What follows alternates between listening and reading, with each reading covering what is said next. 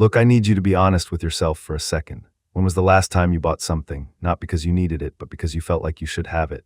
Maybe it was upgrading your phone when your current one worked fine. Maybe it was those designer sneakers. Or maybe, and this is the one that gets most people, it was saying yes to an expensive dinner or vacation you couldn't really afford because everyone else was going and you didn't want to be left out. Here's the thing, that feeling, that nagging sense that you need to keep up, that's not actually about the thing you're buying, and it's costing you way more than you think. My name is Elon Musk, and I spend way too much time thinking about why smart people make terrible financial decisions. If you're someone who's working hard, making decent money, but somehow still living paycheck to paycheck, or worse, watching your credit card balance grow every month, make sure to hit that subscribe button and give this video a thumbs up if this helps you out. Because today we're talking about something nobody wants to admit. Most of your debt isn't from emergencies or bad luck. It's from trying to prove something to people who aren't even paying attention. So here's what most people don't realize. The average American household carries $7,951 in credit card debt, according to recent data from TransUnion. But here's where it gets really interesting. When researchers at Boston College actually broke down what people were buying with that debt, they found that about 62% of discretionary credit card spending was on what they called social consumption. We're talking about meals out, entertainment, clothing, travel, and gadgets that send a signal about who you are. Think about that for a second. People aren't going into debt because of medical bills or car repairs. I mean, those happen, absolutely. But the majority of consumer debt, it's from trying to look successful. Now you might be thinking, okay, but I work hard. I deserve to enjoy my money. What's wrong with that? Nothing is wrong with enjoying your money. But here's the distinction that changes everything. There's a massive difference between spending your money and borrowing money to maintain an image. Let me tell you about something economists call positional consumption.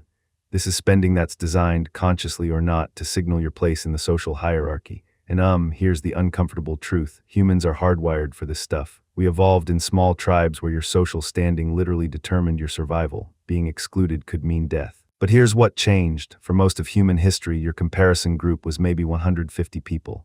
The folks in your village, that's it. Now, you're comparing yourself to everyone on Instagram, everyone at work, everyone from high school who posts their vacation photos, and every influencer who shows up on your feed. A study from the University of California found that people who spend more than 2 hours daily on social media are 2.7 times more likely to experience what they call upward social comparison anxiety.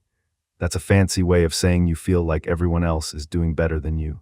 And here's the kicker. It correlates directly with increased spending and debt accumulation. Think about the math for a second. Let's say you earn $65,000 a year. That's roughly the median household income in America. After taxes, you're taking home maybe $50,000. That's about $4,100 a month. Sounds reasonable, right? But then you're scrolling through social media and you see your college roommate posting from Bali. You just bought a new car. Your cousin is renovating their kitchen. And suddenly your perfectly fine apartment feels inadequate. Your 4-year-old sedan feels embarrassing. Your staycation plans feel like failure. So what do? You book a trip you can't afford. You finance a car with a payment that stretches your budget. You upgrade your wardrobe, your phone, your lifestyle, not because any of those things were broken, but because you felt left behind. Here's where the math gets brutal. Let's say you put a $3,000 vacation on a credit card at 19.99% APR, which is pretty standard. If you pay the minimum payment of about $75 a month, do you know how long it takes to pay off? Try 8 years, and you'll end up paying $4,200 in interest alone.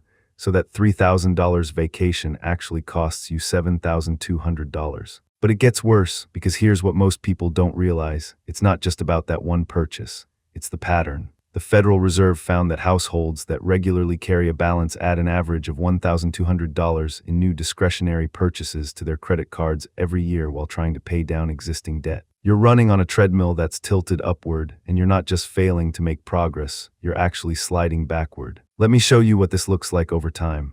Let's say you're 28 years old and you start carrying an average credit card balance of $8,000 because of lifestyle spending, trying to keep up with your peer group. You make decent payments, but you also keep adding to it because, well, life happens. Dinners out, weddings, trips, clothes for work. If you just maintain that $8,000 average balance until you're 38, paying the minimums plus a little extra, you'll spend somewhere around $18,000 in interest over those 10 years.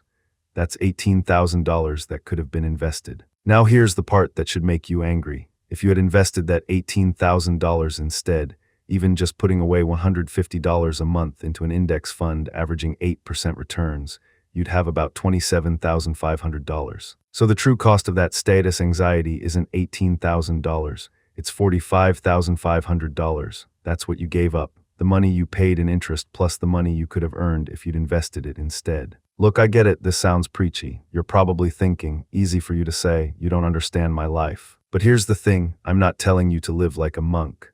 I'm telling you that you're spending all this money trying to impress people who are also pretending to have money they don't have. There's this fascinating study from Princeton where researchers surveyed people about their perceptions of others' wealth versus reality.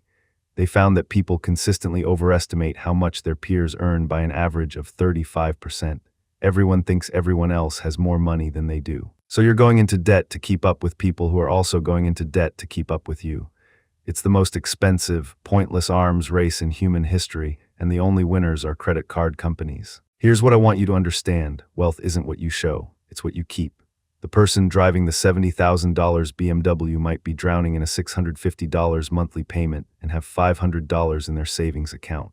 The person in the 10-year-old might have $250,000 invested and be on track to retire early. You cannot tell who has money by looking at them. That's the whole point. Real wealth is invisible. This is where it gets really interesting. There's a concept in behavioral psychology called reference anxiety. It's the stress that comes from constantly comparing your reality to a reference point.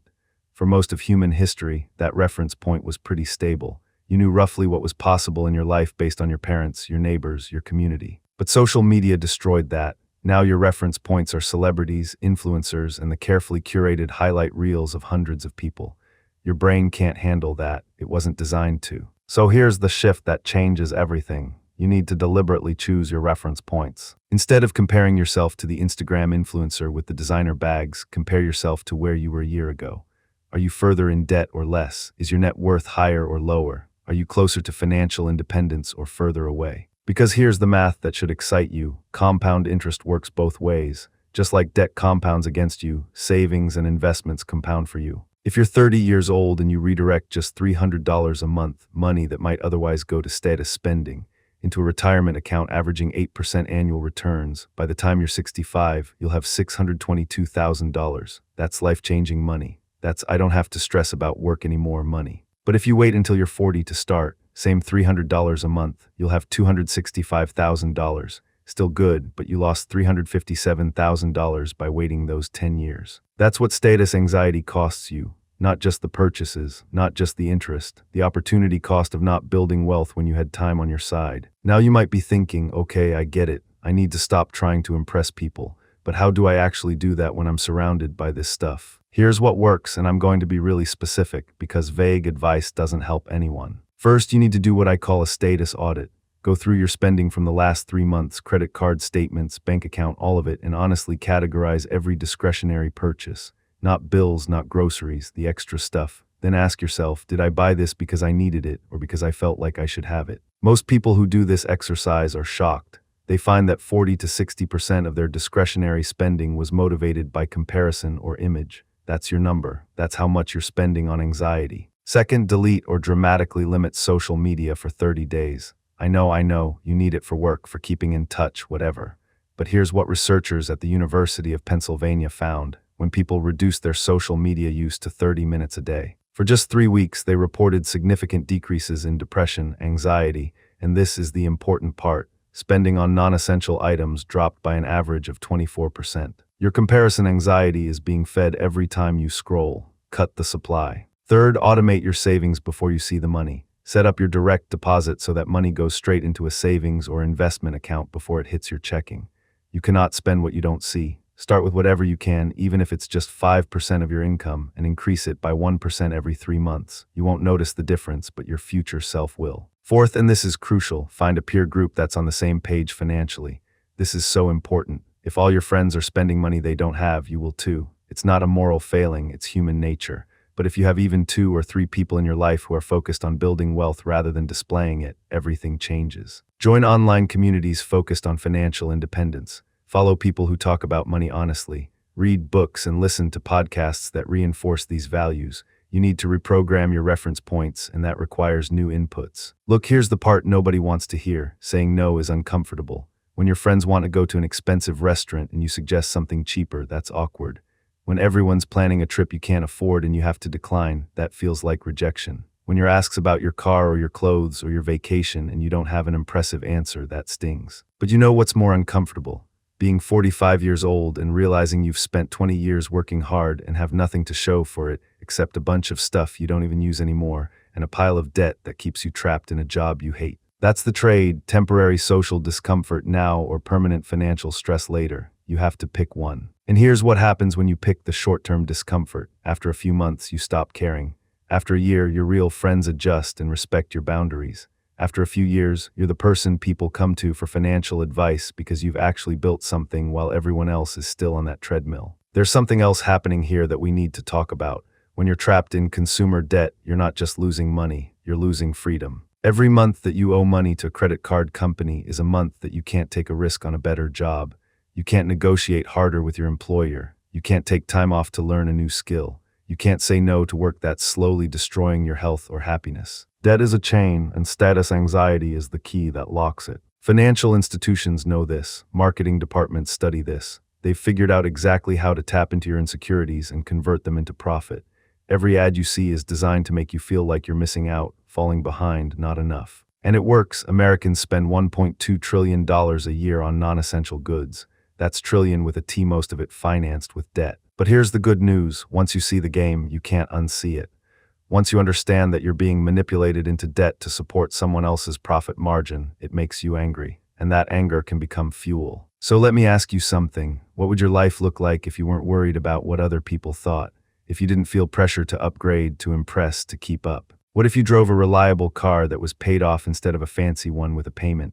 What if you lived in a smaller place and invested the difference? What if you said no to expensive social events and used that money to build a portfolio that could eventually make work optional? I'm not talking about deprivation, I'm talking about freedom, real freedom. The kind that comes from having enough money saved that you're not scared anymore, that you have options, that you can make choices based on what you actually want, not what you think you're supposed to want. Here's your homework before you make your next discretionary purchase. Stop and ask yourself one question. Am I buying this because it improves my life or because it improves how I think others see my life? If it's the second one, walk away. Take that money and move it into savings. Track it, watch it grow. And remember that every time you choose not to play the status game, you're choosing your future over someone else's opinion. The people who win financially aren't the ones who look rich. They're the ones who actually are rich quietly behind the scenes, while everyone else is too busy performing wealth to notice. You can do this, but you have to decide that your financial future matters more than your social image. And you have to decide that today, because every day you wait costs you compound interest you can never get back. If this video helped you see money differently, hit that like button and subscribe, because we're going to keep talking about the psychology and math of building real wealth. Drop a comment and let me know, what's one thing you're spending money on right now that's really about status rather than value? Be honest, this is the first step. I'll see you in the next one.